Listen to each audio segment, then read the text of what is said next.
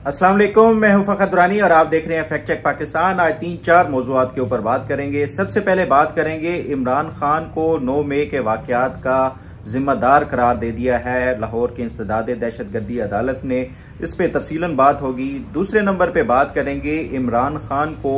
Adiala jail से GHQ shift करने का दावा किया जा रहा है PTI के आला ओहदेदारों की तरफ से। क्या इसमें कोई हकीकत है या नहीं, तफसीलन इस हवाले से भी बात होगी। तीसरे नंबर पे बात करेंगे PTI के 24 नवंबर वाले फाइनल कॉल का जो एहतजाज था, उसमें गैर कानूनी अफगानियों के अहम इंकशाफात सामने आए हैं जो गिरफ्तार किए हैं सिक्योरिटी एजेंसीज ने। उसमें क्या क्या इंकशाफात सामने आए हैं, तफसीलन इस हवाले से भी बात होगी। और चौथे नंबर पे बात करेंगे मखसूस नशिस्तों वाला फैसला अनकरीब मुतवक्के है और ये मेरे ज़राए बता रहे हैं कि हुकूमत को या जो हुकूमती इत्तेहादी जमातें हैं उनको ही मखसूस नशिस्तें दी जाएंगी। तफसीलन इस हवाले से भी बात होगी। सबसे पहले बात कर लेते हैं 9 मई के हवाले से जो इमरान खान पे इंसदाद दहशतगर्दी अदालत ने उनको जिम्मेदार करार दिया है। 7 सफ़हात का एक तफसीली फैसला जारी किया गया है लाहौर की इंसदाद दहशतगर्दी अदालत की तरफ से और उसमें वो तमाम तर बातें जो है वो दोहराई गई हैं जो कि आज से काफ़ी अर्सा पहले मैंने अपने वीलॉग्स में भी बताई थी कि जो सिक्योरिटी एजेंसीज और उसके साथ साथ पुलिस की जो टीम्स थी मुख्तलिफ जिन्होंने ये तहकीकात की थी 9 मई के हवाले से, इसमें कॉन्स्पिरेसी का जो एलिमेंट था उसके हवाले से और फिर उसके साथ साथ जो शवाहिद इकट्ठे किए गए थे कि किस तरह ये कॉन्स्पिरेसी जमान पार्क में बनाई गई थी और ये किस किस ने इसमें शामिल थे, इस पूरी जो कॉन्स्पिरेसी थी या इस साजिश में कि इमरान खान अगर गिरफ्तार हुए तो क्या करना है, किस लीडर के जिम्मे क्या जो है वो जिम्मेदारियां आयद की गई थी। ये तमाम तर जो बातें थी ऑलरेडी जो सिक्योरिटी एजेंसीज थी और उसके साथ साथ पुलिस की तहकीकाती टीमें उन्होंने ये सारा कुछ जितने भी गिरफ्तार PTI के जो ख़ास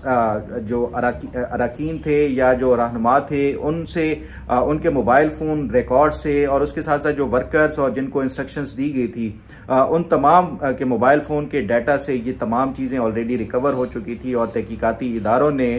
ये जो प्रोसिक्यूशन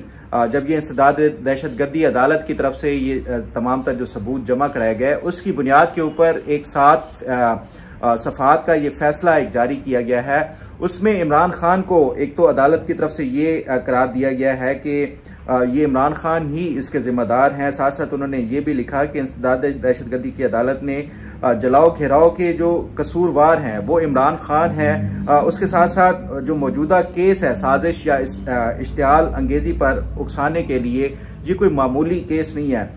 इसके साथ साथ साजिश की गवाहान के जो बयानात हैं वो भी रिकॉर्ड किए गए हैं, ये भी इस तहरीरी फैसले में शामिल है। साथ ही ये भी कि प्रोसिक्यूशन के पास जो बानी PTI के इश्तियाल अंगेज़ी के हिदायतनामे और ऑडियोज जो समेत तमाम दीगर सबूत मौजूद थे, ये भी इंसदाद दहशतगर्दी अदालत के फैसले ने इसको शामिल किया अपने फैसले में। साथ ही फैसले में ये भी कहा गया है कि इमरान खान कोई आम आदमी नहीं है, वो एक साबिक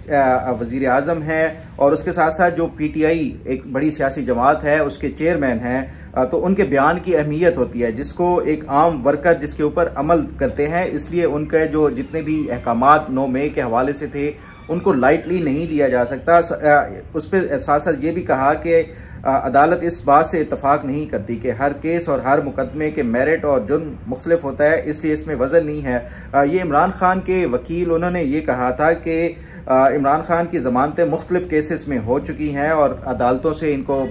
जो 9 मई से रिलेटेड मुकदमात थे उससे ज़मानतें हो चुकी हैं, इसलिए इस केस में भी उनको बरी किया जाए और ज़मानत दी जाए। तो उसकी बुनियाद के ऊपर अदालत ने कहा कि हर केस का अपना मेरिट होता है, इसलिए ये इमरान खान को इस हवाले से कोई वो नहीं किया जा सकता, बरी नहीं किया जा सकता और ना ही ज़मानत दी जा सकती है। तो ये जो सिक्योरिटी एजेंसीज की तरफ से जितने भी एविडेंसेस मैंने आपको ऑलरेडी बताया था कि इसमें जो जितने भी शवाहिद मौजूद हैं, खासतौर के ऊपर वीडियो एविडेंस हैं, ऑडियो जो नोट्स और वॉइस रिकॉर्ड्स जो वॉइस नोट्स और ऑडियो जो रिकॉर्डिंग्स हैं, वो तमाम तर ये एक जो डॉट्स इनको जो कनेक्ट किया गया था तहकीकाती इदारों की तरफ से, उन तमाम का जो साजिश का जो मंबा है या खुर्रा है वो जमान पार्क की तरफ ही जाता था और ये हिदायत क्लियरली हर पार्टी वर्कर और जो कि उस जो 9 मई से रिलेटेड जितने भी एक्टिव थे और उसके साथ साथ जो रहनुमा थे उन सब को ये दिए गए थे कि इमरान खान अगर गिरफ्तार होगा तो कौन कौन सी जगहों पे जाना है। ये ऑलरेडी आपके सामने इसके मुख्तलिफ वीडियोस जो हैं, चाहे वो मुराद सईद के बयानात हैं, ये जो जिसमें उन्होंने ये कहा कि आप सबको जगह बता दी गई हैं, आपने कहाँ कहाँ पहुँचना है। इसी तरह जो शहरियार अफरीदी हैं या बाकी जो PTI के अरकान हैं, GHQ जाने के हवाले से लोगों को उकसा रहे हैं। तो ये तमाम तर जो ऑलरेडी चीज़ें प्री प्लान थी और एक साजिश का हिस्सा थी, ये जो जितने भी इंस्टॉलेशंस, जो मिलिट्री इंस्टॉलेशंस थी, उनके ऊपर अटैक किया गया था, ये तमाम चीज़ें पहले से ही बता दी गई थी और मार्क करके बता दी गई थी कि कौन कौन सी जगहों के ऊपर पहुंचना है। जो इस हवाले से मैंने अपने मुख्तलिफ वीलॉग्स में ये भी बताया कि जनरल फैज़ हमीद का जो किरदार है वो भी बड़ा अहम है। जो जनरल फैज़ हमीद से जो फील्ड जनरल कोर्ट मार्शल है, उसके तहत जितनी भी तहकीकात और इन्वेस्टिगेशन होती रही, इस पे मेरी ये इतलात भी हैं कि जनरल फैज़ हमीद और इमरान खान का दोनों का आपस में एक बड़ा अहम जो किरदार है और एक ताल्लुक है वो भी सामने नज़र आ रहा है। तो ये आने वाले दिनों में PTI के ऊपर और इमरान खान के ऊपर इस हवाले से मज़ीद सख्ती हो सकती है, ख़ासतौर के ऊपर 9 मई के मुकदमात के हवाले से, क्योंकि जो मेरे ज़राए से मुख्तलिफ से बात हुई वो ये समझते हैं कि अगर 9 मई के मुकदमात में सज़ा दी जाती जितने भी मुलव्वस लोग थे और जितने भी इसमें ख़ासतौर के ऊपर ज़िम्मेदारान थे, तो आज ये 24 नवंबर वाला वाक़या ना होता। और इससे PTI को हमेशा से शह मिली है और यही वो वजह है कि PTI विदाउट एनी फियर जो इदारों के ऊपर चढ़ दौड़ती है, विफाक का जो है वो नाटका बंद कर देती है। तो अब ये फैसला किया गया है कि अब इनके खिलाफ सख्ती से निपटा जाएगा। तमाम तर जो जिम्मेदारान थे सानिया 9 मई के हवाले से, बहरहाल इस हवाले से जो मजीद अपडेट और इन्फॉर्मेशन होगी वो आपके साथ ज़रूर शेयर करूँगा। अब ज़रा बात कर लेते हैं इमरान खान से ही रिलेटेड PTI के रहनुमा और साबिक डिप्टी स्पीकर कौमी असम्बली कासिम सूरी की तरफ से जो दावा किया गया है, बड़े अहम इंकशाफात और बड़े अलार्मिंग उन्होंने इंकशाफात किए हैं। एक तो उन्होंने ये दावा किया है, वो कहते हैं कि इमरान खान जेल में अब नहीं है। उन्हें पिछले 3 दिनों से GHQ के एक इंतहाई छोटे से सेल में बंद कर दिया गया है, जिसके इर्द गिर्द कोई 150 से 200 तक फौजी पहरा दे रहे हैं। सेल के आगे दीवार बनाई है, दिन को खान साहब के मुंह पर काला कपड़ा डाल देते हैं और रात को कपड़ा उतार देते हैं। बदतरीन टॉर्चर की जद में है इमरान खान। साथ ही उन्होंने फिर ये भी दावा किया कि इमरान खान को कोई ऐसी चीज़ दी गई है कि जिससे उनका जहनी तवाज़ुन ख़राब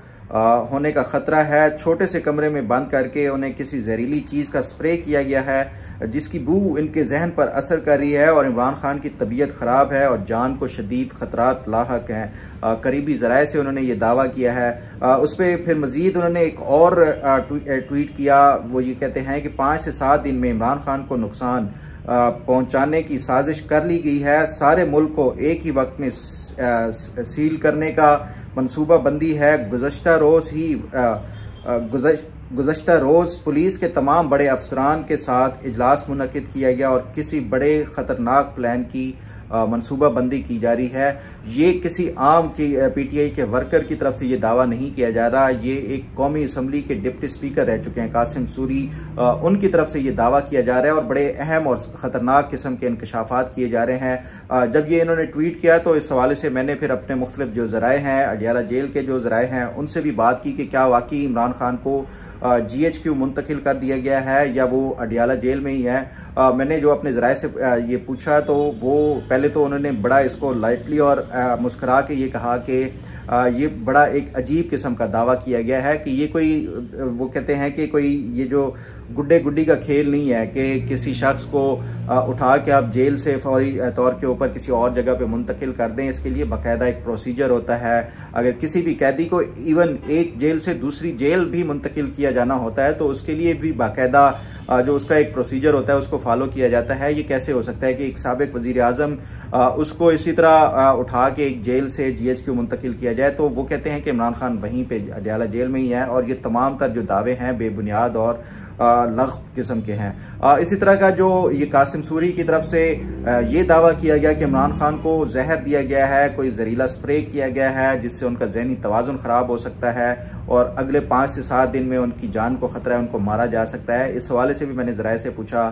तो वो यही बताते हैं कि इससे पहले अगर आपको याद हो तो 2 दावे किए गए थे। एक बुशरा बीबी का जिसमें उन्होंने ये दावा किया था कि उनको हार्पिक के कतरे मिला के खाने में दिए गए हैं जिससे उनका ये जो एक स्लो पॉइजन की ये एक उन्होंने मिसाल दी थी। बुशरा बीबी ने ये दावा किया था कि उनको स्लो पॉइजनिंग की जा रही है और ये उनको मारने का एक वो किया जा रहा है, मंसूबा बनाया जा रहा है। इसी तरह इमरान खान के हवाले से भी ये दावा किया गया था कि उनको जहर दिया गया है। ये तमाम तर जो हरबे और प्रोपेगेंडा है ये पीटीआई की तरफ से वक्तन फवक्तन इसी तरह किया जाता है। अब जब ये सख्ती शुरू हुई है पीटीआई के वर्कर्स और रहनुमाओं के ऊपर तो फिर ये एक बार फिर जो है वो एक प्रोपेगेंडा किया जा रहा है कि इमरान खान की जान को खतरा है, उनको जहर दिया जा रहा है। असल जो मकसद है इसका वो यही है कि इमरान खान का, क्योंकि